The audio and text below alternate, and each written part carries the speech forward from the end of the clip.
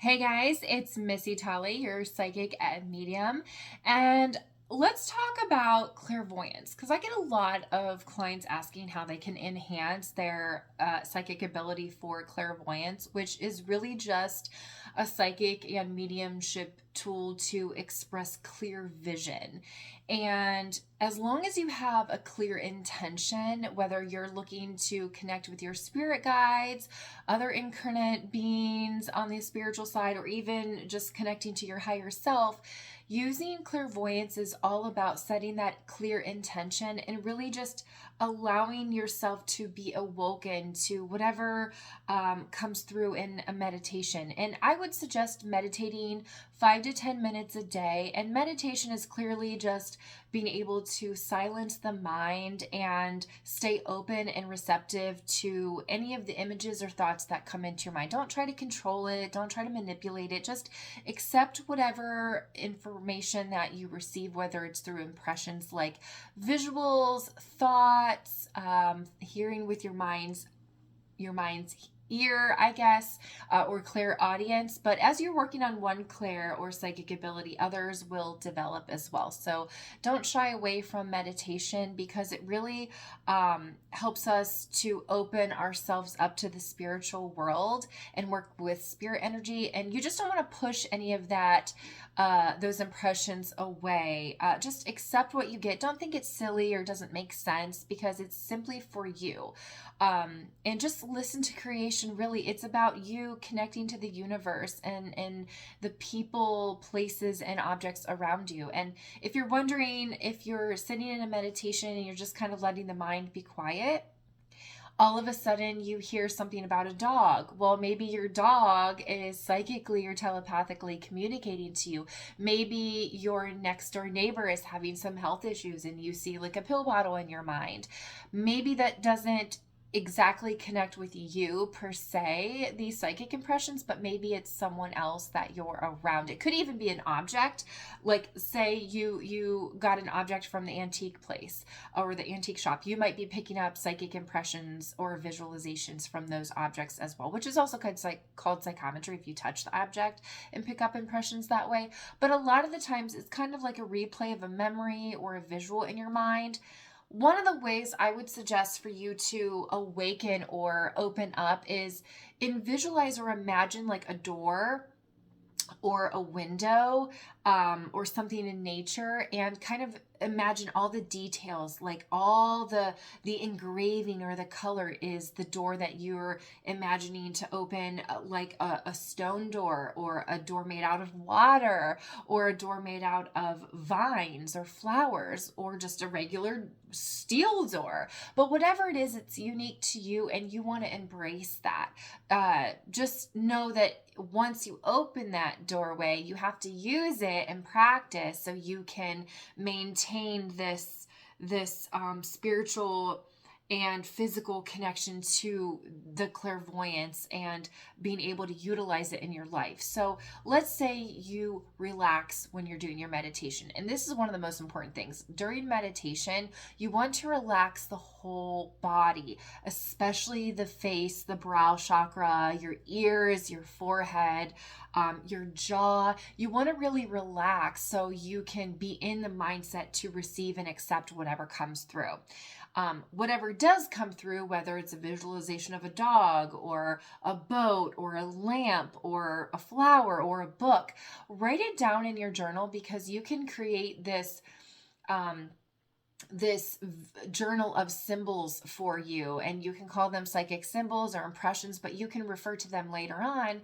But write down in your journal or draw or color whatever it is that you saw down to the very last detail you can envision or remember, and that's going to help you kind of utilize those symbols later on, and eventually you can build yourself a little psychic library inside your mind's eye, and it'll help you more clearly understand the impressions that you're picking up.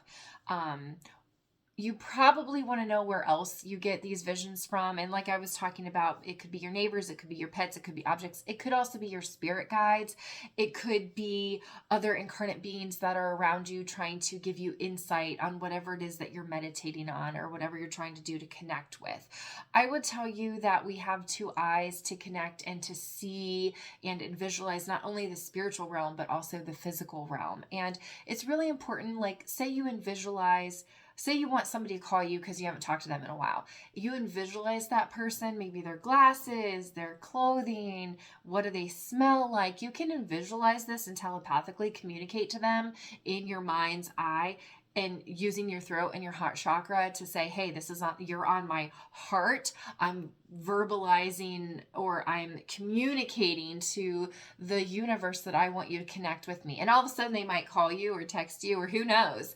But this is something that happens to me all the time. A lot of psychics and mediums use clairvoyance to be able to tap into even past lives. So let's say you have a dream of a shark attack over and over and over again. This is just an example. Maybe that was the death state you had in a different lifetime and you're remembering these events that took place because now you're awakening your abilities and now you have to heal from these abilities, process what happened to you, and maybe you won't be afraid of sharks anymore or afraid to go into water where you can't see the bottom. So there's always a reason that spirit wants to communicate with us, and sometimes we get things, for me anyway, I receive impressions through my right side and then let them go out the left side. So I hear and see things from the right.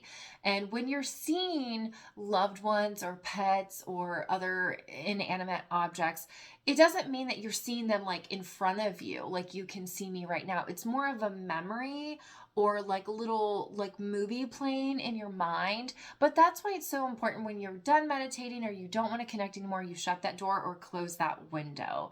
That's what I do anyway. So I have a little suggestion for you that I suggest to a lot of my clients or students or even psychic children is to draw or color or write down whatever it is you visualize on a brand new notebook. So you can keep this notebook for reference later. But let's say, for instance, let me grab this here. Okay, let's say we have this kid who's drawing this awesome cute little bunny and blue flower. That might be a symbol to you right in this moment that maybe grandma's around or dad's around because he was always in the garden or the farm or whatever. But this picture may not mean anything to you literally, but spiritually and intuitively, how do you interpret this information? Could the rabbit represent playfulness or creativeness or luck? Could the flower represent forgiveness, love, compassion? Maybe this together represents, this is a symbol for you to explore other opportunities for you and not stay in one place, because you know how rabbits are always going everywhere.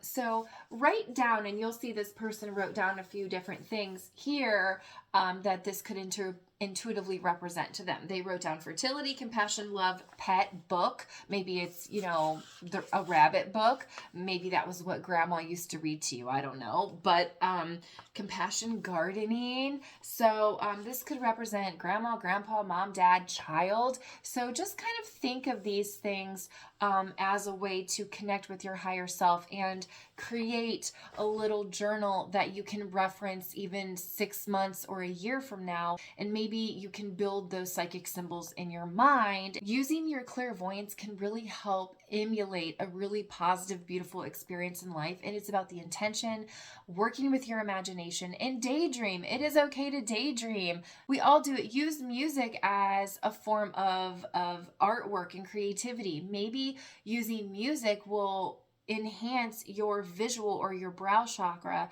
to write down or draw or color whatever that means to you. So in the comments below, I want you to comment below your favorite song and post a picture of what that song represents to you and how do you interpret that intuitively. I'd love to know.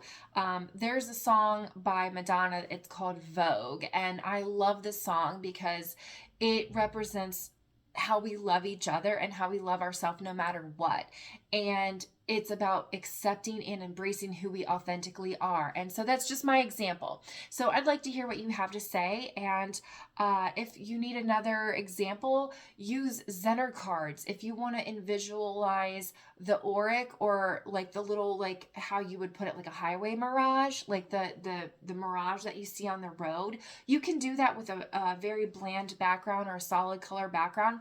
Take your hand like this and look past the fingers or past the body, and you'll be able to see the visual outline of that chakra or the auric body, and then you can look up what that color means. So if you do that, post below the comments so I know what you are interpreting that as. But I hope you enjoyed this, and I hope that this helped you kind of gain a little bit of insight and clear ways to manifest and enhance your psychic ability. So please make sure to like and subscribe, and I'll see you on the next one.